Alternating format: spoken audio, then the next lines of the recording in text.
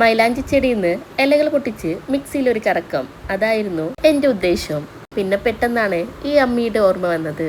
ഇതിനെക്കുറിച്ച് വലിയ ധാരണ എനിക്കില്ല, പക്ഷെ എന്റെ കൂടെ വന്നാള് ഇങ്ങനൊരു സാധനം കണ്ടിട്ടേ ഇല്ല. അപ്പൊ പിന്നെ അതിന്റെ ഉപയോഗം ഒന്ന് കാണിച്ചു കൊടുക്കണല്ലോ. അങ്ങനെ എടുത്തതാണ് ഈ അമ്മിക്കുട്ടി.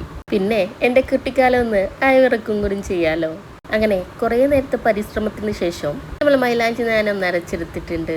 പണ്ട് മൈലാഞ്ചി ഇടാൻ കൊതിയായാല് എൻ്റെ ഉമ്മ ഈ അമ്മിയിലാണ് അരച്ച് മൈലാഞ്ചി ഇട്ടേറാറ്.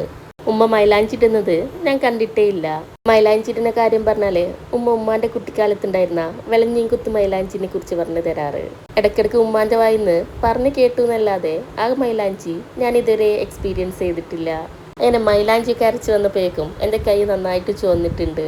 അങ്ങനെ എൻ്റെ മൈലാഞ്ചി കുതിച്ച് ഒന്ന് ഉറങ്ങിയതിന് ശേഷമാണ് ഞാൻ ആൾക്ക് മൈലാഞ്ചി ഇട്ടെടുക്കാൻ തുടങ്ങിയത്. കറക്റ്റ് ടൈം പറയുകയാണെങ്കിൽ ഒരു 2:15 ആയിട്ടുണ്ട്. മൈലാഞ്ചി ഇട്ട് തുടങ്ങിയപ്പോഴേക്കും ആളൊന്ന് എണീച്ചിട്ടുണ്ട്.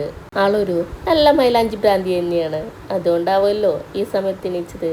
പിന്നെ ആളെ മടിയിക്കെടുത്ത് ഉറക്കി മൈലാഞ്ചി ഉണങ്ങും വരെ കാത്തിരുന്ന് ഞാൻ ഉറങ്ങാന് കുറച്ച് വൈകിയിട്ടുണ്ട്. അപ്പോൾ പോകുന്നതിന് മുമ്പ് ഒന്ന് ഫോളോ ചെയ്തേക്ക്.